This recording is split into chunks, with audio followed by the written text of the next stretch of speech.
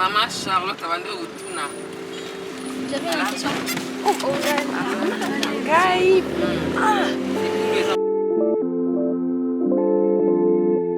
Me voilà de retour au Congo, à Kinshasa, à la source de la source. Pour moi, je suis venue me reconnecter, me ressourcer et comprendre d'où je viens et enfin peut-être mieux comprendre où je vais. Cela fait déjà maintenant 10 ans que je ne suis pas revenue ici et ce voyage était tellement magnifique et tellement important et émotionnel que j'ai décidé de le partager avec vous aujourd'hui.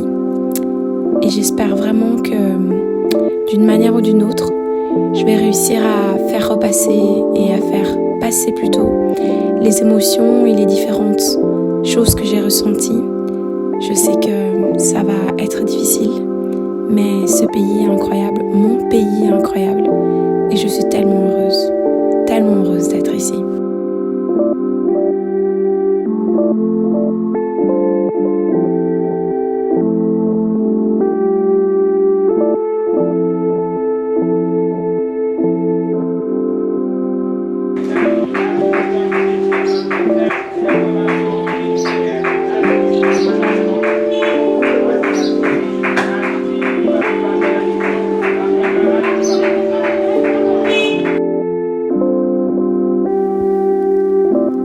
Alors cette vidéo peut être un peu surprenante parce qu'elle n'a pas de format de vlog, elle n'a pas de format de documentaire, elle n'a pas de format spécifique. En fait, c'est plusieurs moments, plusieurs instants que j'ai filmés et que j'ai capturés ici et là. Des moments que je trouvais magnifiques, des moments qui m'ont touchée et je voulais juste les garder en vidéo. Il n'y a pas forcément un format que je voulais mettre en particulier.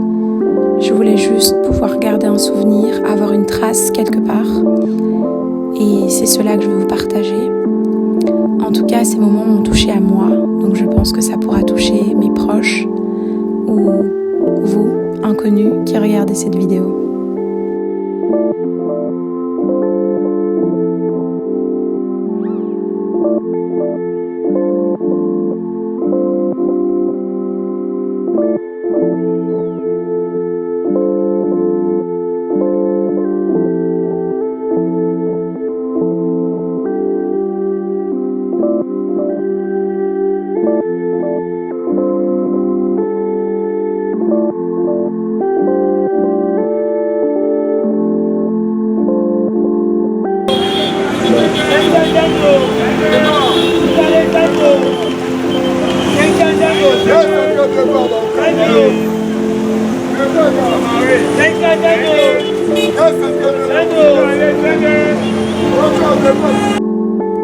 En Europe, on connaît les bus, les cars, les métros, les trams. Et ici, les taxis et les taxibus se fréquentent vraiment comme tous ces autres transports. Donc souvent, on n'est jamais seul. On rencontre des gens, donc on est avec des inconnus. Ça peut être des belles surprises et ça peut être des mauvaises surprises. Dans notre cas, on était avec 2 garçons et ils ont décidé de nous payer notre taxi. C'était un geste vraiment gentil. Les taxis sont plus ou moins entre 1000 francs et 2000 francs. Ça dépend si c'est un taxibus ou si c'est un taxi normal. 1000 francs, c'est moins qu'1 euro. Donc c'est vraiment beaucoup ici, mais c'est très gentil de leur part d'avoir fait ce geste. Donc parfois les rencontres sont sympas, parfois les rencontres ne le sont pas.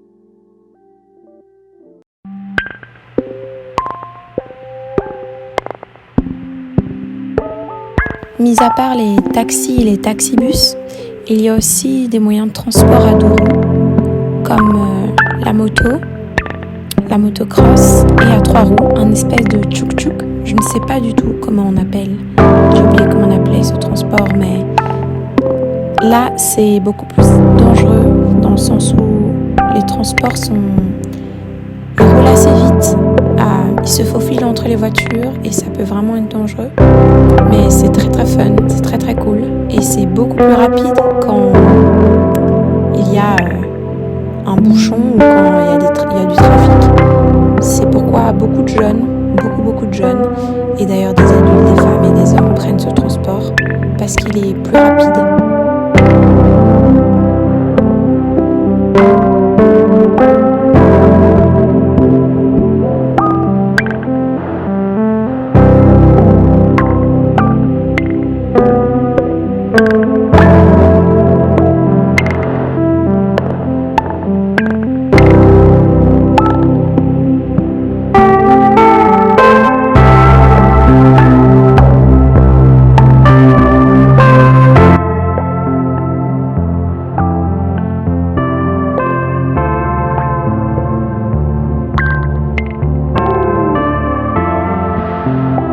Lorsque l'on sort un petit peu de la ville, on retrouve une nature beaucoup plus imposante. Là au loin, on voit le fleuve Congo, le grand fleuve Congo. Et de l'autre côté, c'est la ville de Brazzaville. Brazzaville et Kinshasa sont les deux capitales les plus proches au monde parce que il y a juste le fleuve Congo, le grand fleuve Congo qui les sépare et qui fait leur limite. De chaque côté du fleuve, vous êtes dans un autre pays et c'est vraiment très très magique et très beau.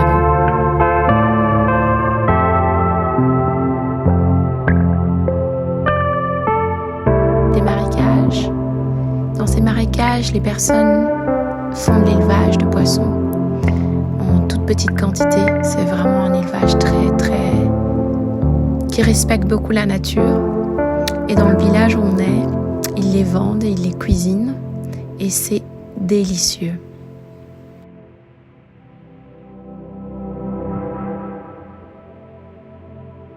Voilà. Voilà, c'est les poissons. À part ça, on dit Kambanyoka. C'est un peu comme les serpents. C'est un poisson. Grenouilles, donc les grenouilles. Hey, grenouille. Oui. Et ça la kamalamu. Ah oui, c'est bon. Bon, tu pas pour c'est ma boque à bateau à baigner.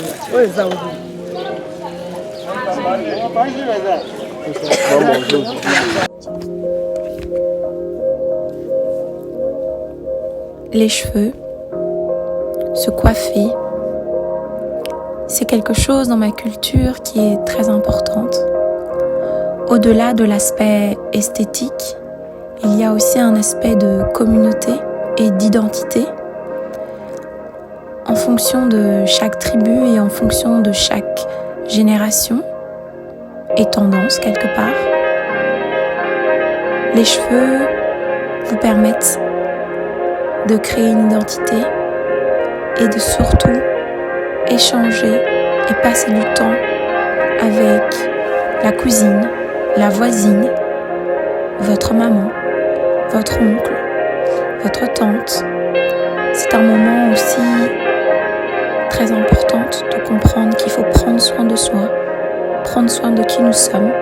Et dans certaines tribus, les cheveux vont au-delà de cela, vont au-delà de cet aspect physique. Il y a vraiment un aspect spirituel, un aspect identitaire.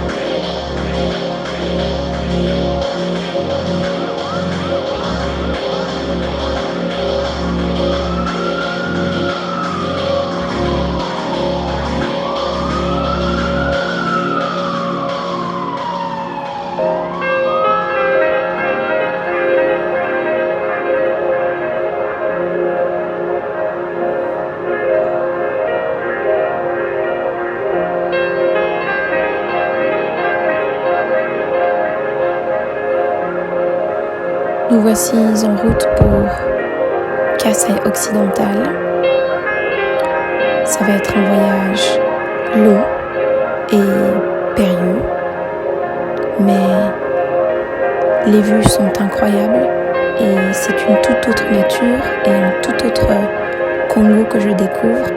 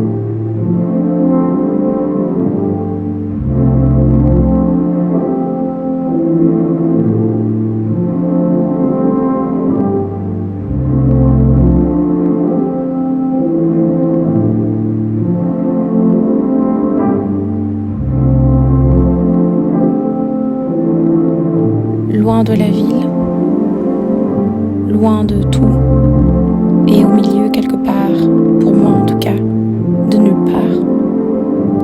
C'est là que j'ai été le plus inspirée, été le plus touchée par la nature, par la beauté des choses, par la simplicité, et partout où nous sommes passés, j'ai senti une énergie qui était complètement différente.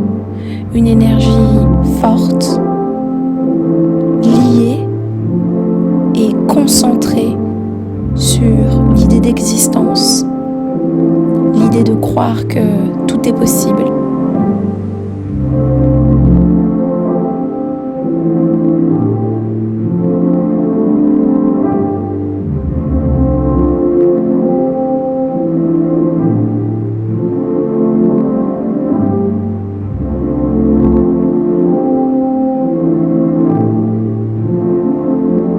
Pendant ce périple de 3 jours et d'aventure, face à une nature si grande et si belle, face à des personnes si humbles et si fortes, c'est là que j'ai découvert que nous étions tous les mêmes et nous avions tous les mêmes envies et les mêmes doutes, et que la vie est belle, mais que être sur cette terre, c'est une grâce, c'est magnifique, et qu'il faut en être conscient et honorer cette existence sur terre.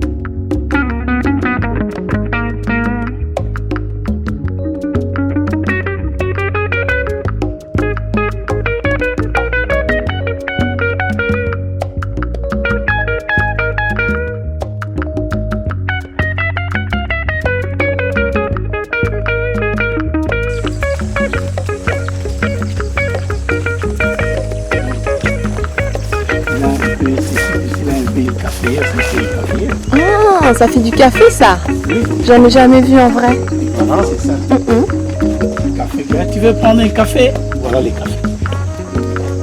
On enlève les murs comme ça, on les fait sécher, on les pile, ou on fait... Normalement dans l'usine on fait une torréfaction.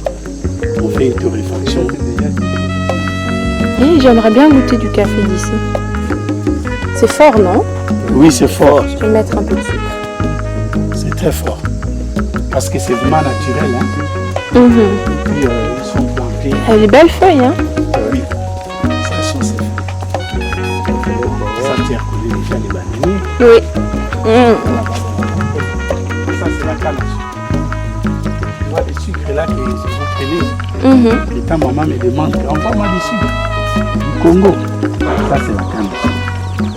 Ces tiges là. Yes. C'est qu'on enlève. Celui-ci. Ok. Et puis on va piler ça à l'usine pour donner un jus. Et puis ces jus là on va les sécher. On a du sucre. Tout ça c'est la canne à sucre. Ça c'est un palmier aussi, mais c'est pas les palmiers à huile. C'est un autre palmier.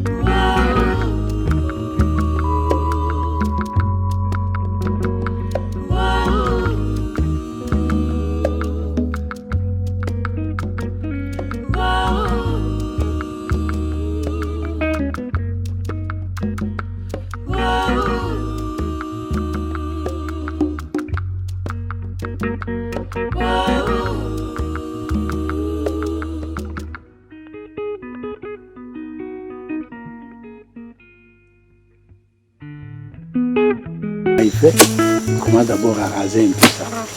Après, il va enlever les bambous qui soutiennent ces régimes.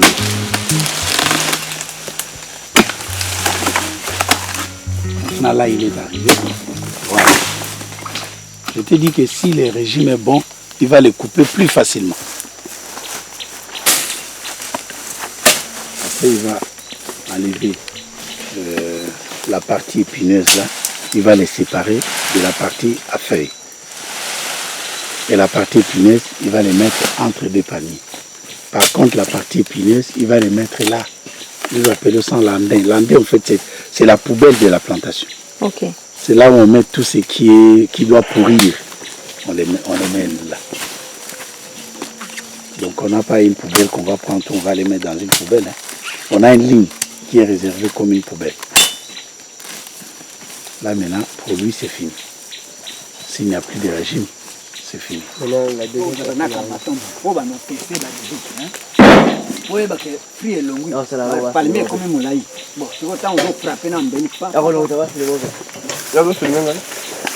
Maintenant, quand il a fini, lui, il a fini. Il est parti. La deuxième personne lui vient, tu vas voir ce qu'il va faire. La première des choses, il va ramasser les régimes qu'il va mettre dans sa main. Mais quand il ramasse les régimes, il doit enlever les impuretés qui sont sur. Ok. Après, il va rentrer, il va ramasser tous les fruits détachés qui sont tombés. Parce qu'en fait, l'huile, on les fait avec ces fruits-là. Même celui-ci, on va aller les grapper à l'usine. Les jours que je t'amènerai à l'usine, tu vas voir, il y a une grappoire où on enlève tous ces fruits-là sur les régimes. Oui. Au final, on doit avoir ça. Et c'est ça qu'on va malaxer hein, pour donner de l'huile.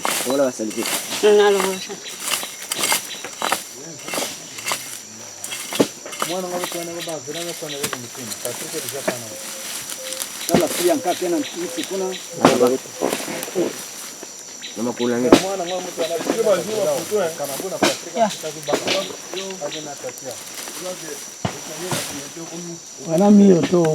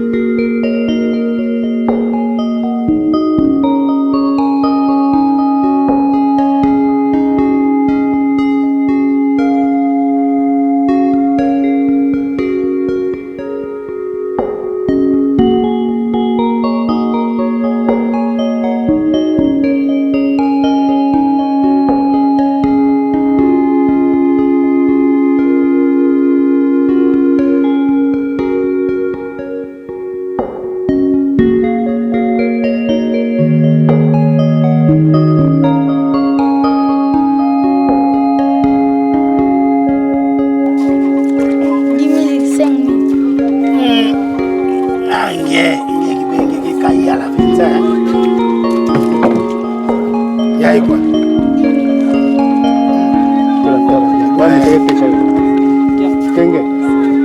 Et quoi? C'est avec toi, avec et mon aïe. mungkin istirahat kira antri na sai na geru shi na geru Kwanda, shadow one. Ayo muta ya fe kota fode. Ya ta kota mbarazo. Sagi me ba ya sengi do ya kanu bala so ni. Saka ngama. pange kwa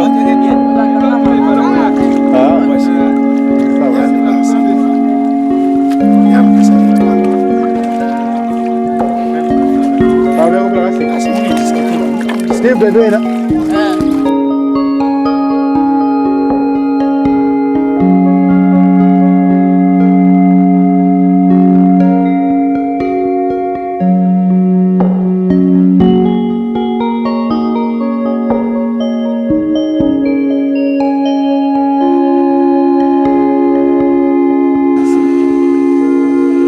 Donc il fait ça pourquoi? Pour faire la braise. Il fait la braise avec du bois. Les bois ici seront transformés en braise. Il va prendre ces trous ici, il va classer tous ces bois ici à l'intérieur et puis il va les couvrir des feuilles et de la terre. Après il va brûler en dessous là-bas. Et puis ça va brûler sans que l'oxygène y entre. Ça va brûler tout entier pour que ça devienne tout noir. Comme